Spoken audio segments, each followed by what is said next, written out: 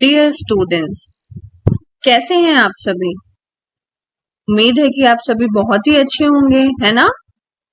Okay, आज का topic क्या है हमारा। आज बहुत ही मजा आने वाला है आप लोगों को। क्योंकि इसमें आप बहुत ज्यादा गलतियां करते हो, है ना। कभी कभी ऐसा होता है ना कि पता ही नहीं चलता कहाँ पर छोटी ई लगानी है, कहाँ पर बड़ी ई लगानी है ना। और मैम हमेशा बोलती हैं यहाँ छोटी ई लगानी थी आपने बड़ी लगा दी है, आपको यहाँ बड़ी ई लगानी थी आपने यहाँ छोटी ई लगा दी है। तो इस कंफ्यूजन को दूर करने के लिए आज मैं आपके लिए लेकर आई हूँ एक बहुत ही आसान तरीका, जिससे आप पता लगा सकते हैं कि कहाँ आपको छोटी ई लगानी है और कहाँ बड़ी ई लगानी है। इससे क्या फायदा होगा। इससे फायदा होगा कि जब भी आप हिंदी का एग्जाम देंगे तो आपके नंबर नहीं कटेंगे और नंबर ज्यादा आएंगे हिंदी में तो मजा आएगा, है ना।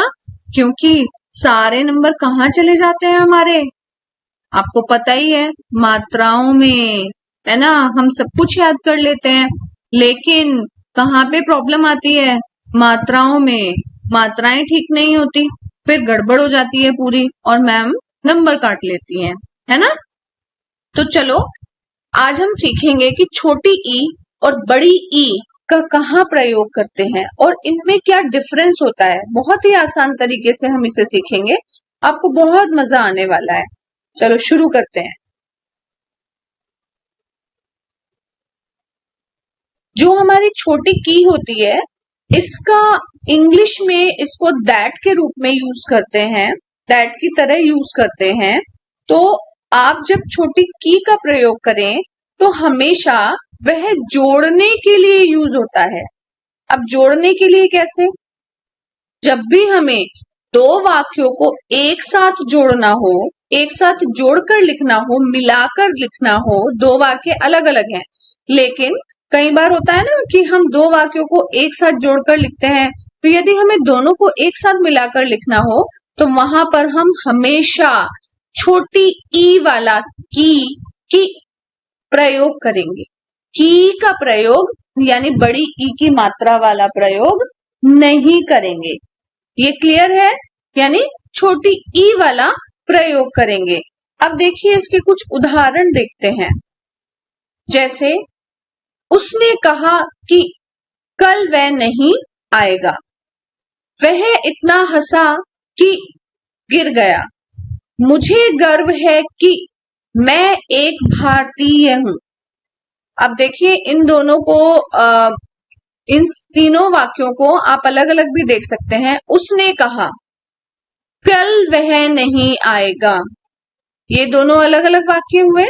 आपको दोनों चीजें अलग अलग समझ में आ रही हैं, लेकिन हमने कहाँ इसको जोड़ दिया, हमने इसको जोड़ दिया की के आधार पर, यानी छोटी ई की मात्रा वाला। उसने कहा कि वह कल नहीं आएगा, ठीक है। दूसरा, वह इतना हंसा कि गिर गया, मुझे गर्व है कि मैं एक भारतीय हूं। मुझे गर्व है ये अलग वाक्य है, मैं एक भारतीय हूं अलग वाक्य है। अब दोनों को हमने जोड़ दिया किसके आधार पर, की के आधार पर, तो यहाँ पर बड़ी ई की मात्रा नहीं आएगी।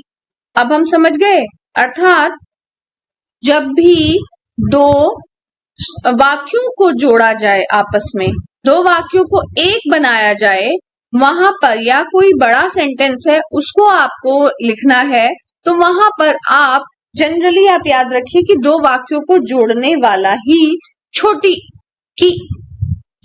ई की होता है। आपको समझ में आया यहां तक। चलिए आगे शुरू करते हैं। अब देखो कुछ उदाहरण यहाँ पर ऐसे भी हैं।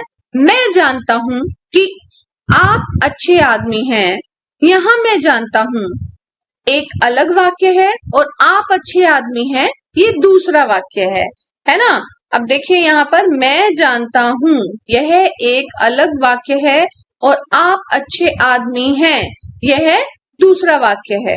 अब इन दोनों को जोड़ने के लिए बीच में की यानी छोटी ई की मात्रा वाला की लगाया गया है, ताकि दोनों वाक्यों को मिलाकर एक बना सके। क्योंकि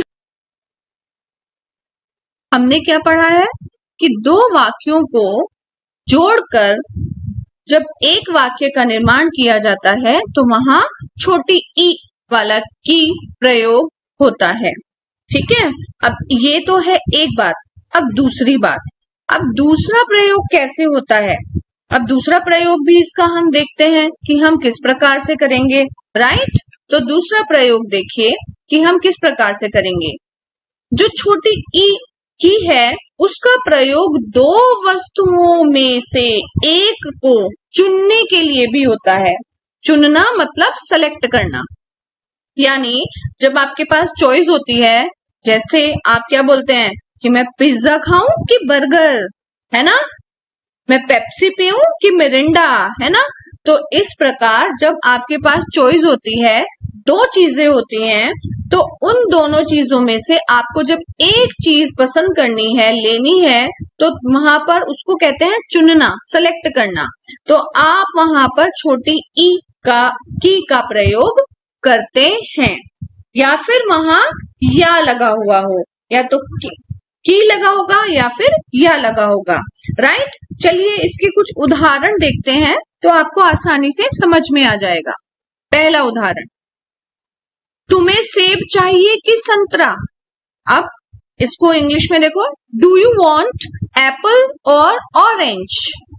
देखिए कि आपको सेब खाना है या संतरा, या कभी कभी हम वाक्य को इस प्रकार बोलते हैं ना, तुम्हें सेब चाहिए कि संतरा।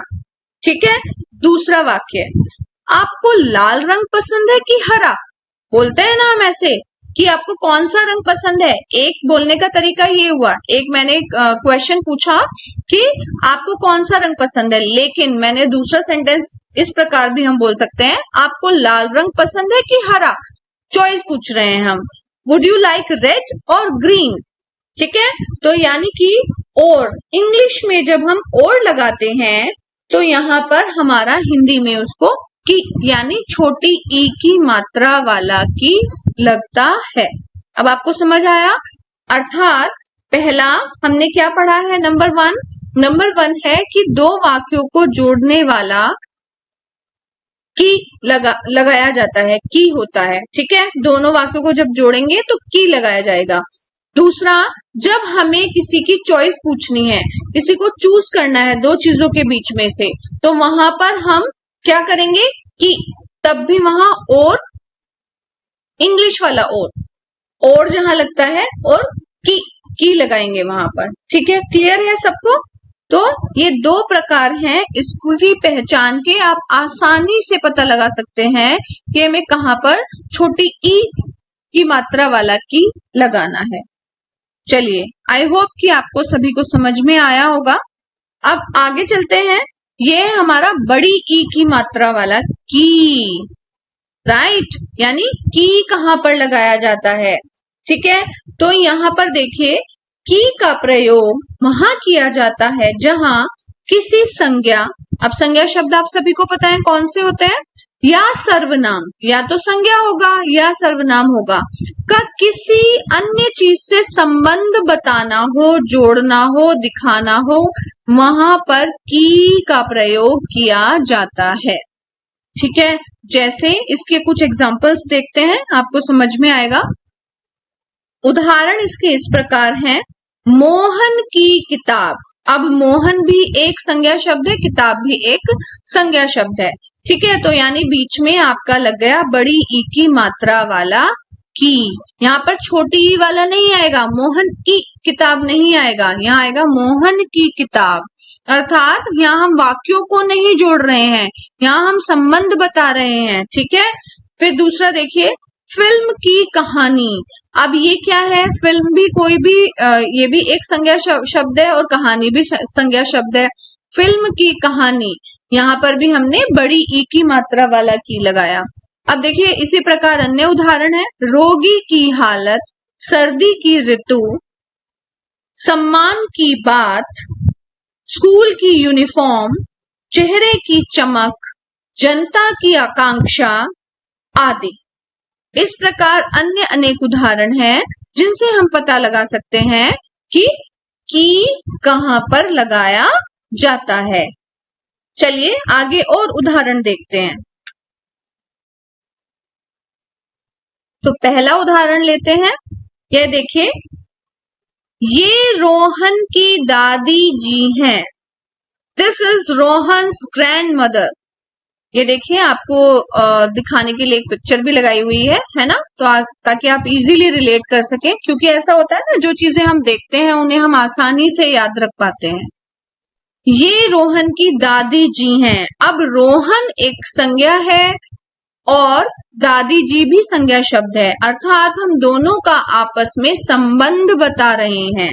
संबंध के रूप में, रिलेशन के रूप में यूज कर रहे हैं, तो वहां बड़ी ई की मात्रा वाला की आएगा। ठीक है। दूसरा उदाहरण देखिए, यह राहुल की पतंग है। अब दिस इज राहुल काइट, यानी ये राहुल की पतंग है। तो यहां भी हम राहुल और पतंग के बीच में रिलेशन बता रहे हैं कि ये पतंग किसकी है, इसके बारे में हम समझा रहे हैं। तो यहाँ पर बड़ी ई की मात्रा वाला की ही हमें लगाना पड़ेगा। यदि हम छोटी ई वाला लगा देंगे तो वह गलत हो जाएगा।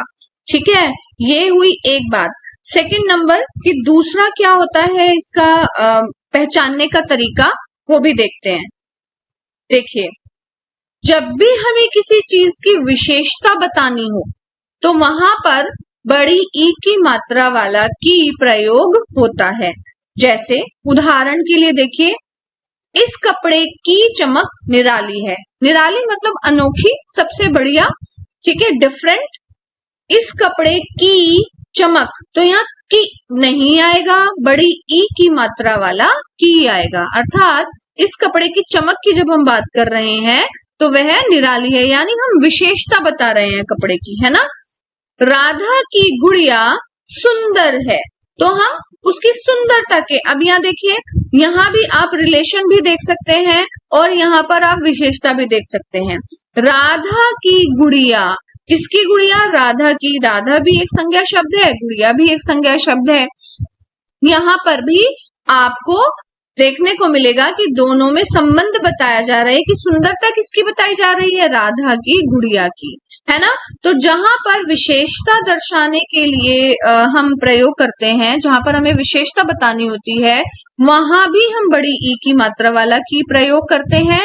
और जहां हमें आपस में संबंध बताने होते हैं दो संज्ञा या सर्वनाम शब्दों के आपस में, या तो संज्ञा शब्द होंगे या फिर सर्वनाम शब्द होंगे, तो वहां पर भी हम बड़ी ई की मात्रा वाला की प्रयोग करते हैं। अब मुझे उम्मीद है कि आप सभी को ये डिफरेंस बहुत अच्छे से क्लियर हुआ होगा कि छोटी ई कहाँ पर लगानी है और बड़ी ई कहाँ पर लगानी है, कहाँ पर। जनरली बच्चों को इसकी बहुत कंफ्यूजन होती है, तो आप प्लीज मुझे कमेंट करके जरूर बताइएगा कि आपको क्या क्लियरिटी आई, आपको समझ में आया।